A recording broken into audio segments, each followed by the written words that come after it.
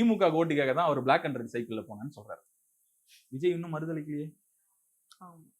விஜய் இன்னும் மறுதளிக்கலையே. ஒரு இடத்துல கூட விஜயோடைய அவங்க கட்சியில இருந்து ஒரே ஒரு என்ன சொல்றது ஒரு டாக்குமெண்ட் இல்ல நான் பண்ணல ஒரு சுற்றறிக்கை விடலாமே, விடல.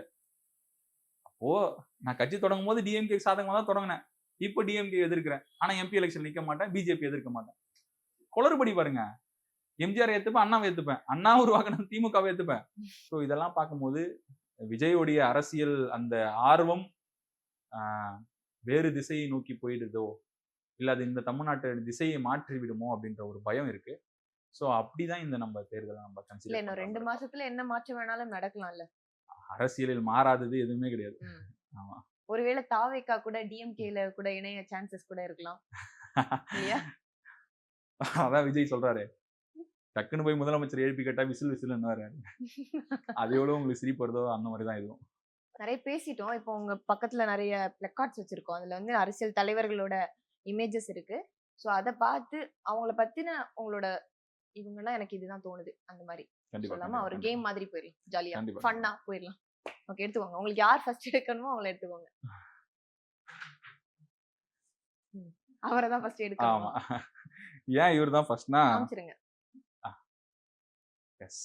ஏன் இவர் தான் ஃபர்ஸ்ட்னா இவர் தான் ஃபர்ஸ்ட் நம்ம முடிச்சுடணும். அதனால தான் இவரை ஃபர்ஸ்ட் எடுத்தேன். ஆக்சுவலி இவரை பார்க்கும்போது எனக்கு முதல்ல ஞாபகம் வர்றது எப்படின்னா, ஒரு ஆர்எஸ்எஸ் அல்லது மதவாத சக்திகள், சன் பரிவார கும்பல்கள் அல்லது பிராமினிக்கல் ஐடியாலஜிக்கல் இருக்கிற ஒரு இந்தியாவை கட்டமைக்க ரொம்ப மும்முரமாக செயல்படுகின்ற அந்த சித்தாந்தத்திற்கு மும்முரமாக செயல்படுகின்ற ஒரு தலைவராக நான் பார்க்கிறேன். ஒரு தலைவருக்கான கேப்பபிலிட்டி இருக்கா அப்படின்னா 100% இருக்கு. எப்படி 100% இருக்குன்னா, தான் எந்த ஐடியாலஜிக்கு வச்சிருக்கணும் அதை இந்த நாடு ஏத்துக்கிட்டே ஆகணும்னு நிக்கிற ஒரு ஸ்டாண்ட் இருக்குல்ல, அதுல இவருடைய ஆளுமையை நான் வெகுவா பாராட்டுறேன்.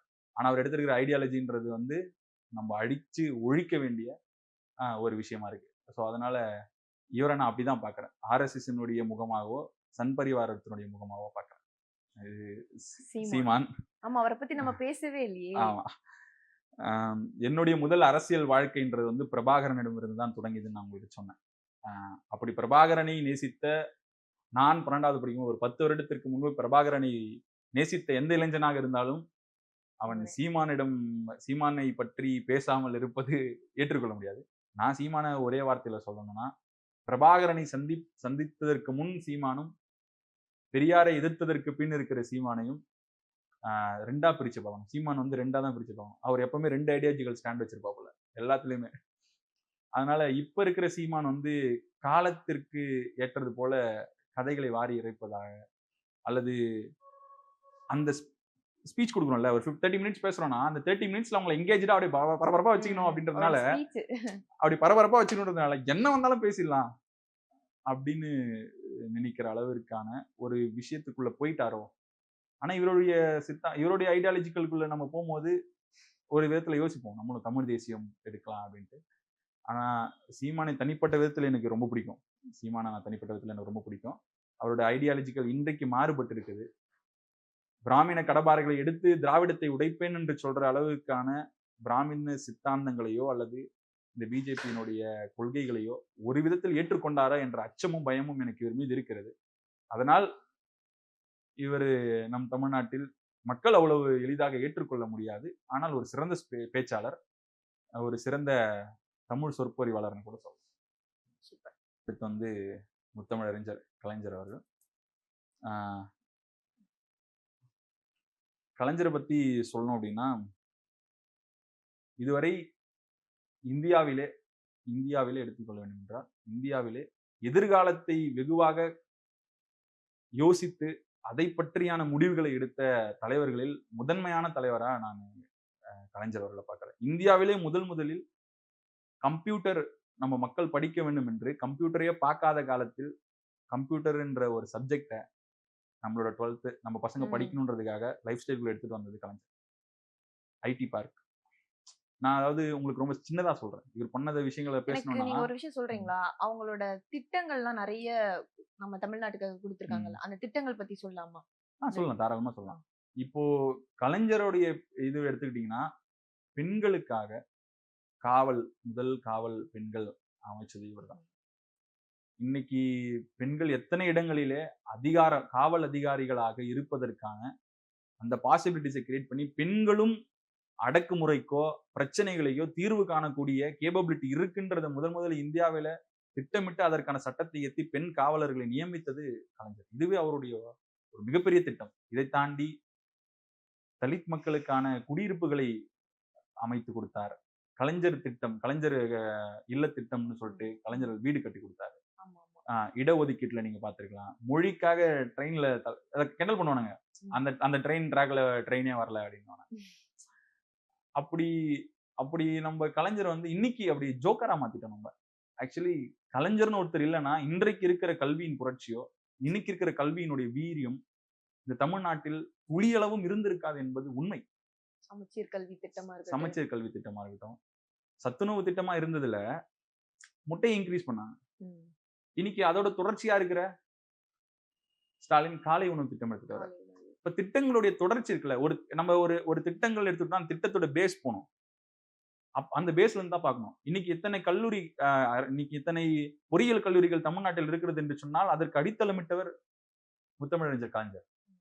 பெண்களுக்கான அனைத்து சம உரிமைகளையும் தந்தது சட்டம் என்று சொன்னால் பெண்களுக்கான நில உரிமையை முதலில் தந்தது தமிழ்நாட்டில் கலைஞர்.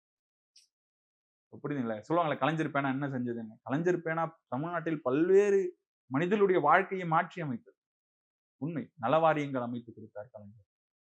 மொழிக்காக அத்தனை போர்களை செய்து தன் ஆட்சியை கவிழ்த்து போனது ஜெயலலிதா. ஆமா, ஜெயலலிதா பத்தி சொல்லணும் அப்படின்னா இவங்கள மாதிரி ஒரு ஆளுமை உருவாவதற்கு அல்லது உருவானது எப்படின்னு ஒண்ணுமே தெரியாது. அவ்வளோ ஒரு கட்ஸ், பயங்கரமான கட்ஸ். நீங்க இவங்களை எடுத்துக்கணும்னா இவங்க ஒரு இந்து கடவுளை வழிபடுகிறவர்கள் தான். ஆனா ஒரு நாளும் கூட பிஜேபியை எதிர்க்க ஒரு கட்டத்தில் பிஜேபி தவறானது என்பது அவங்களுக்கு புரிந்து கொள்ள சில காலம் எடுக்கலாம். சில அரசியல் சூழ்நிலைகளால் இவங்களை உறவு வைத்துக் கொள்ளலாம். ஆனால் லேடியா மோடியா என்று கேட்கும் அளவிற்கான கட்ஸ் இன்றைக்கு பல தலைவரிடம் இல்லை. அது ஜெயலலிதாவிடம் இருந்தது. மிகப்பெரிய பாராட்டுக்குரியது. ரெண்டாவது, ஜெயலலிதா அம்மாவை எடுத்துக்கணும் அப்படின்னா இவங்க மீது ஊழல் வழக்கு இருக்கிறது, அது நிரூபிக்கப்பட்டிருக்கிறது. இன்னைக்கு ஊழல்வாதிகள் என்று சொல்ல. அப்படி ஊழல் செய்தவர்கள் எல்லோரும் நம்ம நினைக்கிற மாதிரி எல்லோருமே கெட்டவர்கள் தான் இந்த சமூகத்துல அப்படின்ற பார்வை இருக்கு. அது உண்மைதான், நான் இல்லைன்னு சொல்ல. ஆனா அவர்களால் கிடைத்த நன்மைகளையும் நாம் யோசித்து பார்க்க வேண்டியது. ஜெயலலிதா அம்மாவால் கிடைத்த நன்மைகள் ஏராளம் நம் தமிழ்நாட்டுல. இந்த அவங்க ஆட்சியில 2 முறை கண்டினியூஸா ஜெயிச்ச அளவுக்கான ஒரு ஆட்சி. அது சின்ன விஷயம் கிடையாது. இன்னைக்கும் திமுகவால் இவ்வளவு பேசுறோம், இன்னைக்கும் திமுகவால் தொடர்ந்து 2 முறை ஜெயிச்சதே கிடையாது. இப்ப இந்த இருக்கிற அதிமுக இவங்களுடைய முகமாக எடுத்துக்கொண்டு ஆனா இவங்க முகமோடு செயல்படவில்லையான்ற ஒரு கேள்விக்குறி இருக்கு. ஏன்னா இவங்க கடைசி காலத்துல மோடியை மிக வலுவா எதிர்த்தாங்க. ஆனா இன்னைக்கு இந்த கட்சியையே மோடி தின்று விட்டார் என்று நினைக்கிறேன். விசில்.